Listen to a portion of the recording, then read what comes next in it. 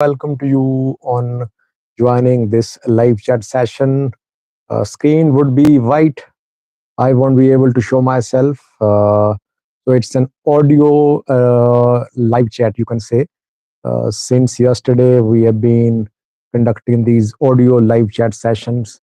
For a few days, I'll be hosting these audio live chats.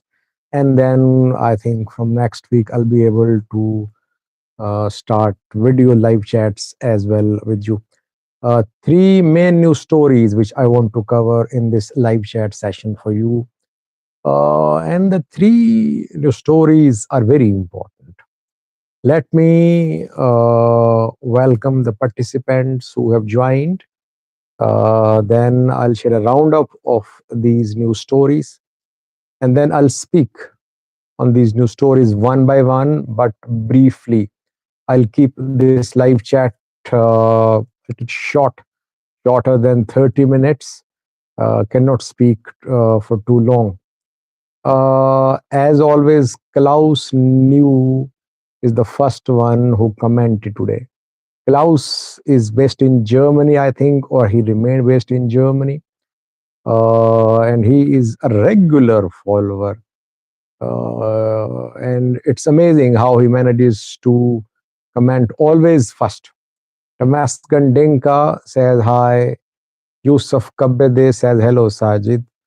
Pick Day says be well soon. Thank you, Pick Day. I'm recovering. Name that. I saw Oromos eating a human flesh. Well, why are you saying Oromo? I mean, there could be a few.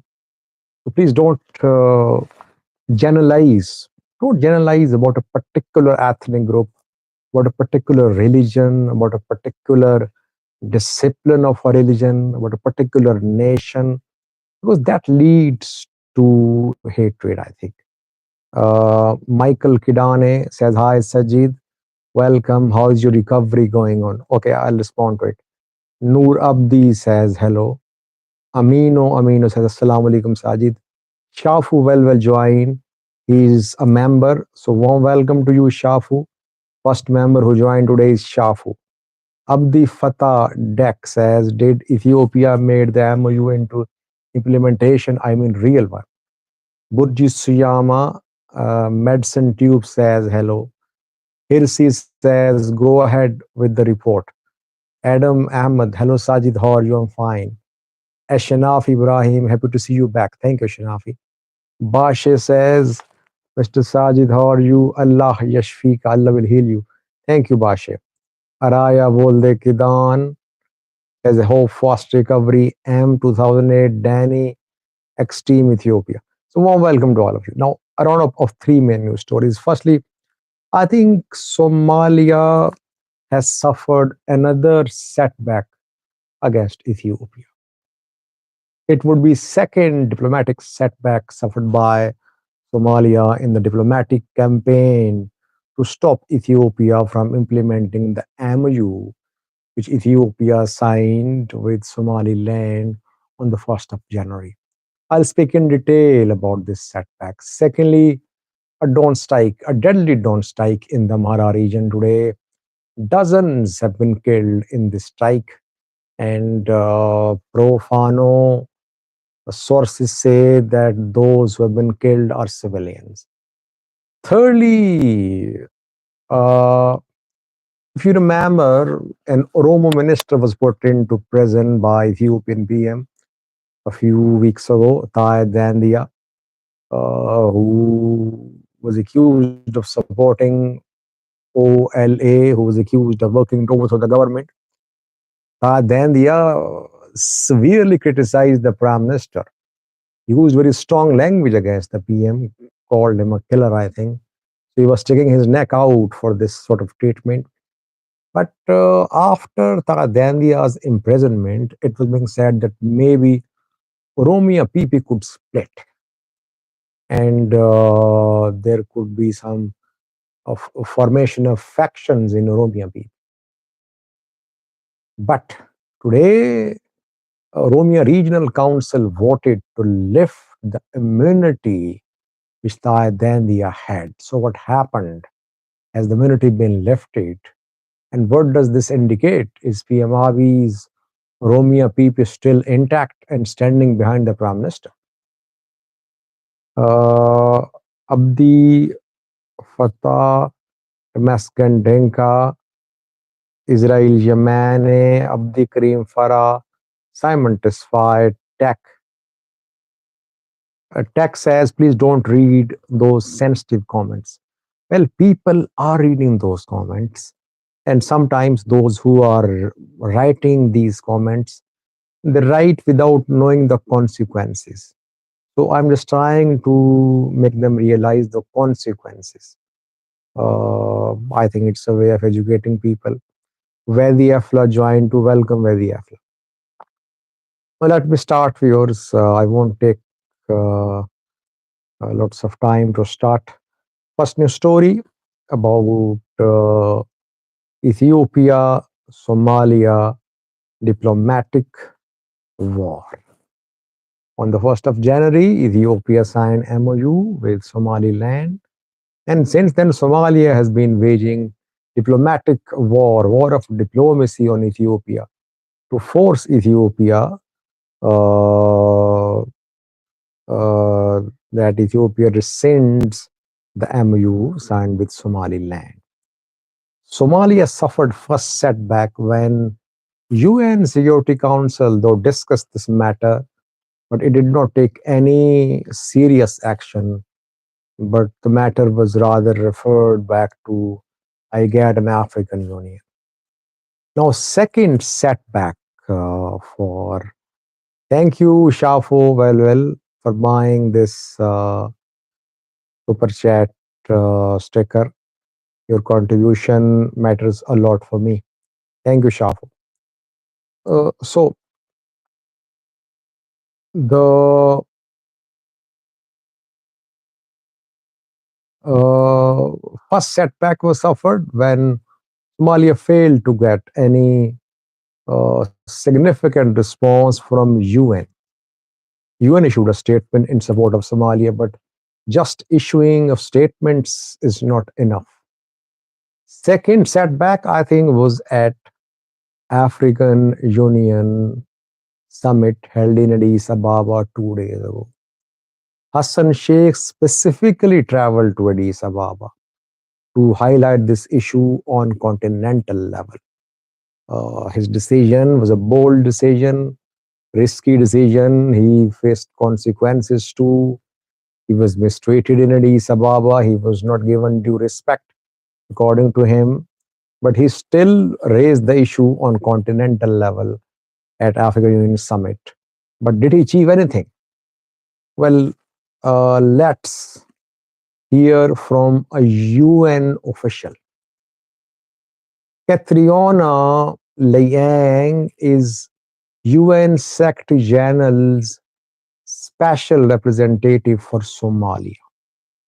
Today, she briefed UN Security Council members about Ethiopia Somalia tension, about Somalia's fight against Al Shabaab, etc.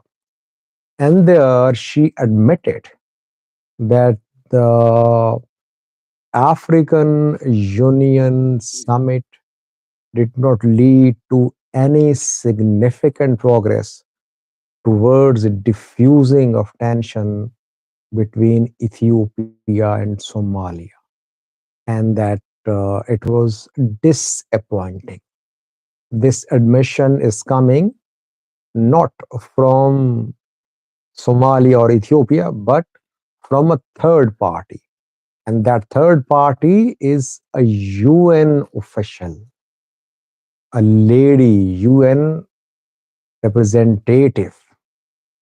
It means that Hassan Sheikh could not get desired results from his appearance at African Union Summit. And for me, it is very expected. I've been telling you that African Union is a toothless organization, toothless body. It is not known for resolving conflicts. African Union supports the stronger side. It's based in Addis Ababa. I don't think it would openly support Somalia. It would prolong the issue.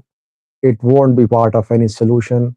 It will only be part of solution if other players, Western players, are involved. So Somalia has suffered a diplomatic setback. No response from UN, but no response, I mean, no tangible measures announced by UN Security Council or African Union. Just saying that countries stand with Somalia and countries respect Somalia's territorial integrity and sovereignty is not enough.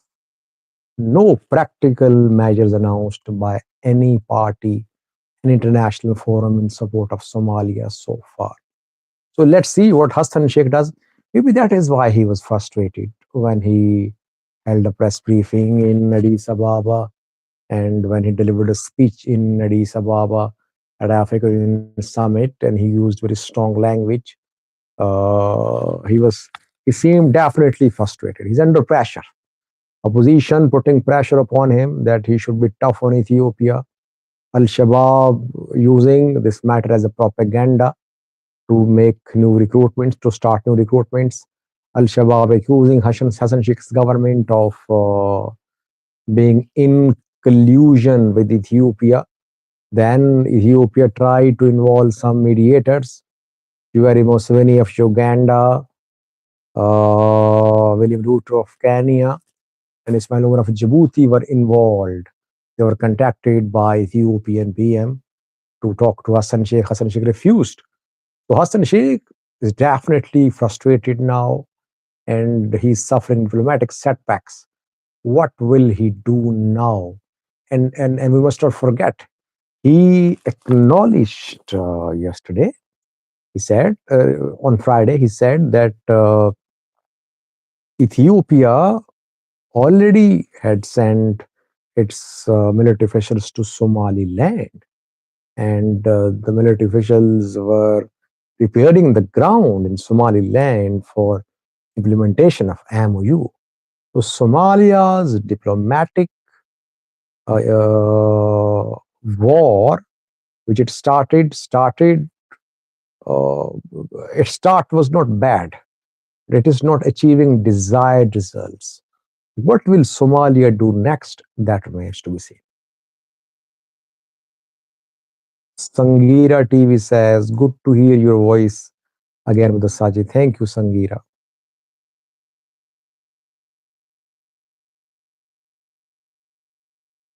Come on, guys, again. Don't use the name of a particular ethnic group. There are good and bad people in each and every part of the world.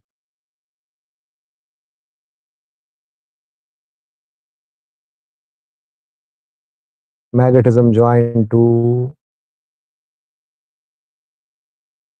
TS, staunch supporter of Oromo rule.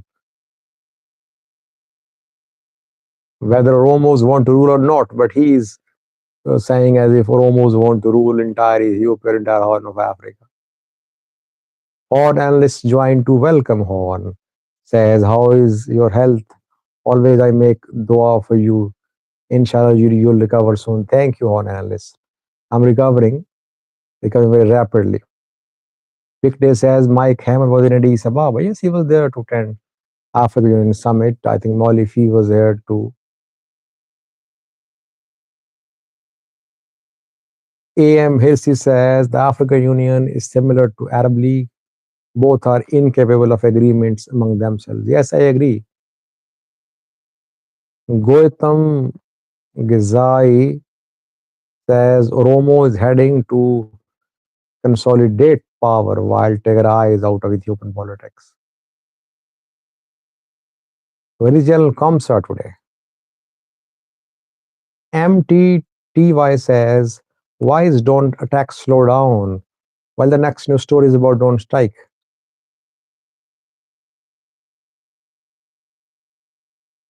Shafo Welwel says the fate of Ethiopia is like that of Yugoslavia. Alim Gizao says, hope you better. Update on Amhara, please. Yes, second news story is about Amhara. Well, Shafo, I still don't agree that Ethiopia is going to disintegrate. I don't agree with that because there are some institutions which are binding Ethiopia together. Yes, maybe by force people are being bound together, regions being kept together, but I don't see the condition which lead to disintegration. TISFO, okay, Bell that joined to. Ye says AU should relocate to Kenya. And by the way, that is what Somalia's president proposed to. He did not say Kenya, but he talked about relocation of African headquarters from Addis Ababa. And perhaps that is why Ethiopia responded very strongly. And Ethiopia did not apologize to what happened to Hassan Sheikh in Addis Ababa. Dr. Mustafa, I can feel that you ate bit tired. I pray for you. Thank you. Tigesti joined. Welcome, Tigesti. Iskahun here too. Jalkomsa, busy with Zadi Ofla. Magnetism, busy with Vadi Ofla. Backfoot says, hello, Sajid, wishing you well. Thank you, Backfoot. Stay blessed. KNOP says, I hope you stay strong, my brother, my friend. Thank you, KNOP. Now, second news story, viewers. 16 minutes have passed. I think we have reached the halfway mark. We'll keep it to around 30 minutes. Second news story is about a drone strike which happened in the Amhara region today, just a few moments ago. Thank you, Jacob. A viewer asked question that why is that drone strikes have not been on the rise, the number decreased. Well, drone strikes are conducted firstly if you have accurate intelligence from the ground. Drones don't just operate by carrying out monitoring and reconnaissance through their cameras. Yes, cameras play a role as well, but mainly intelligence from the ground matters a lot for drone strikes. Without real time intelligence available, you cannot carry out precision drone strikes. I still believe that FANO's intelligence collection networks are more effective than that of Ethiopian National Defense Force. It's a problem for ENDF, I think. Now, uh, another drone strike in Amhara region today. Uh, it happened in North Shore. North Shore zone, which shares border with the Oromia region of Ethiopia, North Shore zone of Amhara region. In North Shore, there is Siladinge. This drone strike was conducted close to Siladinge. Siladinge is to the west of Shore orbit, I think. And there, uh, I think two vehicles were targeted. Vehicles are trucks. Uh, Dozens of people were on board. They were riding these vehicles when the drone strikes were conducted. Strikes were very precise, and more than two dozen casualties uh, happened reportedly, which have been confirmed to me. Now, who are the killed people? Again, pro-Fano sources say that it was a purely civilian strike, a strike on a purely civilian target, that women, children, elderly have been killed, and families were traveling in these trucks. But some others say that Fano fighters use these types of trucks, and some of the killed are Fano fighters too. It's difficult to say. But drone strikes were precise. Two vehicles precisely hit, and more than 2 dozen casualties. And by the way, you know that what happened in Miravi a few weeks ago when military conducted house-to-house search operation, and in this operation, more than 50 people were massacred by military. They were suspected of having links with Fano. Some of them were Fano fighters, and some were just civilians, but they were killed. Their bodies were thrown on the streets of Miravi. And this Miravi massacre was covered by international media. We saw reports from international human rights organizations too, confirming that civilians have been killed in Miravi. Now, another incident which could involve civilian casualties. Let's see. I was the first one who reported about Miravi. And again, I think I'm the first one who is reporting what would happen in Silading today. So gradually you'll see numerous organizations and international media cover what happened in Sila Dinge today, which is in North Shore zone of the Amhara region. Yes, Magatism, Human Rights Commission of Ethiopia, has issued a statement too. AZ King joined, one of my members of my views and news. Welcome, AZ King. Today we have Shafo Welwell, AZ King, Elim Gizao. All these are members. So warm welcome to all of you. Members are recognizable because they have special badges allotted to them. If you want to be a member, you can click the link given in description section of this video, given in description section of each and every video. The link will take you to the page, which is membership page. But you must be living in a location where YouTube membership is available. In some countries, YouTube membership is not available. Like in Ethiopia, you cannot be a member of any YouTube channel. You can subscribe, but you cannot be a member.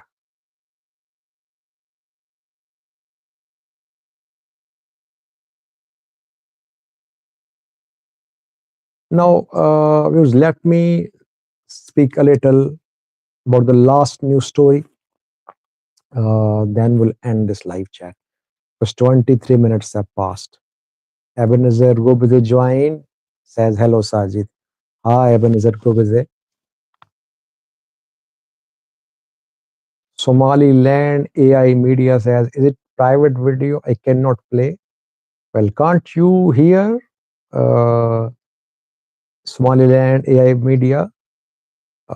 I cannot show myself because of my surgery, but it's not a private video. You can hear what I'm saying. Alche says, hey, Sajid.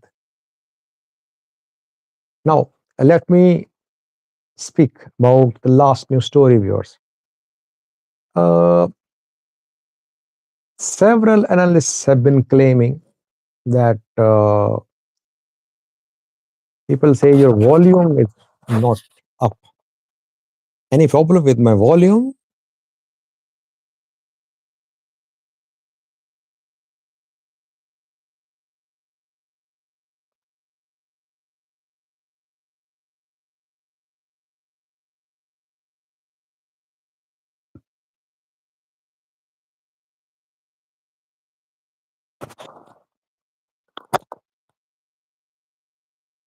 It's fine. Tagisti says it's fine. Simon, it's on your side. Problem is on your side. Now, Kenobi joined too. Welcome, Kenobi, a member. Warm welcome to you, Kenobi. Now, last news story. It was being speculated that PMRB's Prosperity Party could split, especially in the Oromia region. It was being said that Abiy was losing popularity in Oromia. Abiy was losing his grip on Prosperity Party in Oromia. A few weeks ago, we saw that Taye Dandea was arrested. Taye Dandea was deputy minister of peace. He criticized Ethiopian PM. He accused him of waging war on Tigray, of killing people. And then we saw that false flag operation was launched. An Ola member was recovered from Taye Dandea's house. Ola flag was shown as if recovered from Taye Dandea's house. And Taye Dandea was thrown into prison. His bank account was frozen. His family was told to leave official residence too. And after Taye Dandea's arrest, it was being speculated that maybe Oromia PP could split, that Prosperity Party members, MPs in Oromia could turn against Ethiopian PM. And we were just waiting to see the reaction of Oromia Prosperity Party to Taye Dandea's arrest. And one measure of this reaction was vote at regional council, because Taye Dandea he is a member of parliament. If you want to start criminal proceedings against a member of parliament, you need to lift immunity. Members of parliament have immunity. Legal proceedings can only start against them in most cases after their immunity is revoked. Immunity is only revoked if there is a voting at the council of which the MP is a member. So Oromia Regional Council voted today, and the regional council voted in support of revoking the immunity of Taye Dandea. Taye Dandea's immunity has been revoked, and now proceedings, legal proceedings, criminal proceedings against him can be initiated or can continue. Now, this development indicates that Ethiopian PM Abiy is in full control of Oromia Prosperity Party. That Taye Dandea's arrest failed to divide Oromia Prosperity Party. There are two people known for being pro-Ola in Oromia PP, Angasa Ibrahim and Taye Dandea. Angasa is silent, I think, these days. Taye Dandea is in prison. So, PM Abiy, people say that he is losing ground, and Ethiopia is going to disintegrate. PP is fighting a war, internal war for survival. I have been saying that PM Abiy is not in a very weak position. Yes, PP is facing problems, especially in the Amhara region, where a PP leader was assassinated a few months ago. Some others resigned. Lower PP ranks are turning profano. But it's not that Ethiopian PM Abiy is in a very vulnerable position politically. Still, I think he's in tight control of Prosperity Party. Parties behind him, or leaders from Oromia region, PP leaders, and some from Amhara are behind him. He's on good terms with military as well. No likelihood of any coup too. He's creating new issues, keeping his opponents guessing. Opposition politicians on the run, some out of Ethiopia. Opposition parties almost crushed. And he's been protected by Republican guards, a wing established to protect the government from coups. Basically, no real threat to Ethiopian PM Abiy's rule from inside. Prosperity Party is intact. and Taye Dandea's arrest could not divide the Prosperity Party. I would like to hear your comments about the vote at Oromia Regional Council to revoke Taye Dandea's immunity. What does it indicate?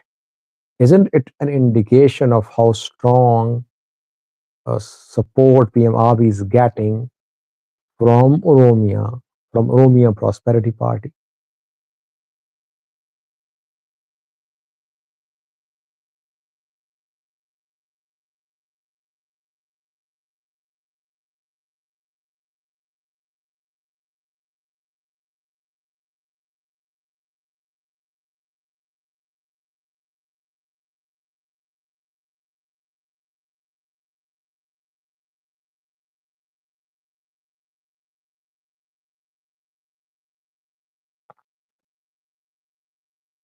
Ogdugi says Somalia is being given the merry-go-round treatment. UN referred to AU, which referred to IGAD, which will lead to mediation and a loss for Somalia. Well, the matter cannot be resolved uh, until there are talks. Somalia is launching a diplomatic campaign to put pressure upon Ethiopia. At the same time, it does not want to talk to Ethiopia. It wants Ethiopia to withdraw from the MOU before the start of talks. I think Somalia will have to revisit its diplomatic strategy. Its start was good, but it did not show flexibility to talk to Ethiopia. That is why Somalia will have to make changes to its diplomatic moves, I think.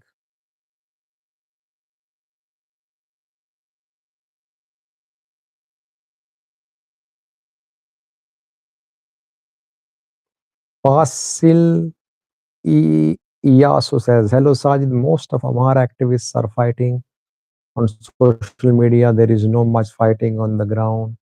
ENDF already leaving Amhara region. Then just waiting for one. Well, who told you that ENDF is leading Amhara region in large numbers? It is fighting on the ground, man. Uh, yes, Pano's achievements are exaggerated. That is what happens in these conflicts. But A says, I miss you. I miss you too. But ENDF is not leaving Amhara region. Fighting going on, continuing. No big change on the ground. Region totally destabilized. Revenue collection seriously affected. Educational activities, healthcare systems disrupted, and budget went to military. So, situation is not changing in the Amhara region.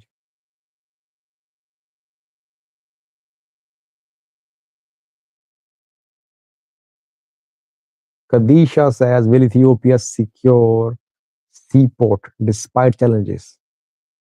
Well, Ethiopia is committed. It wants access to a port.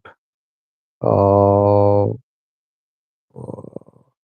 and Somaliland is committed to. By the way, if Ethiopia gains access to a port in Somaliland, I think it will be using Berbera port.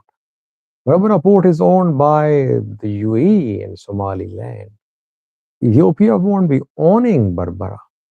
We're not actually fully aware of the arrangement which Ethiopia has agreed with Somaliland. Will it have any shares in Berbera, or will it establish a new port in Somaliland? Things are not clear so far, I think. Yours 34 minutes have passed. I cannot speak longer. Thank you for being part of this wonderful live chat session. I think we should end this live chat session. LM says, is Bahidar surrounded by which Fano group? No, no, no. LM fighting does happen close to Bahidar, but it's not that. Bahir is under siege. Fano activists have been making these claims for months, but Bahir is not under siege.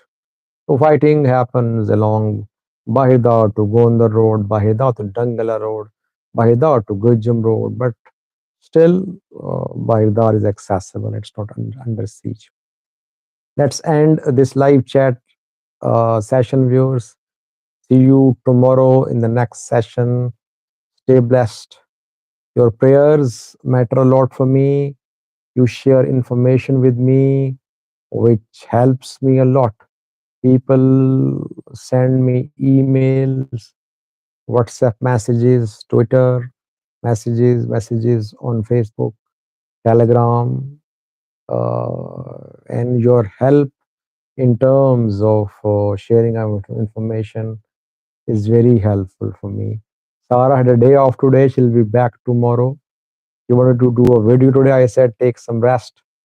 So she'll be back tomorrow on Tuesday.